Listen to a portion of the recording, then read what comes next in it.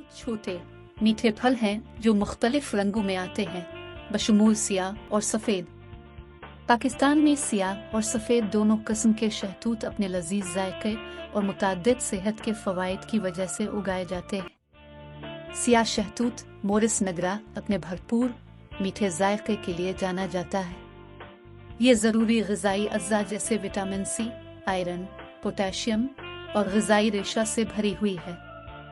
फल एंटीऑक्सीडेंट्स का एक अच्छा ज़रिया भी है जो जिस्म को ऑक्सीडेटिव तनाव से बचाने में मदद करता है और दायमी बीमारियों के खतरे को कम कर सकता है।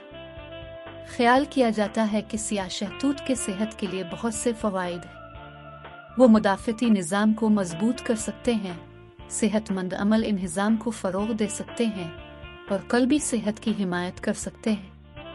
ज़्यादा फाइबर मवाद हज़मे में मदद करता है और कब्ज़ को रोकने में मदद करता है। फल की इनथूसियंस जो उसे गहरा रंग देते हैं, सोजिश के खिलाफ खुसूसियात रखते हैं और बाज़ कैंसर के खतरे को कम करने में मदद कर सकते हैं। दूसरी तरफ सफ़ेद शहतूत मोरिसल्बा का जायका हल्का और कदरे तेज़ होता है। वो विटामिन सी, आयरन और कैल्शियम जैसे ग़िज़ाई अज्जा से भी भरपूर होते हैं। सफ़ेद शहतूत ख़ास तौर पर रेसवेराट्रोल के आला मवाद के लिए मशहूर हैं, जो एक ताकतवर एंटीऑक्सीडेंट है जो कि सेहत के मुख्तलिफ फ़वाइद से मुंसलिक है।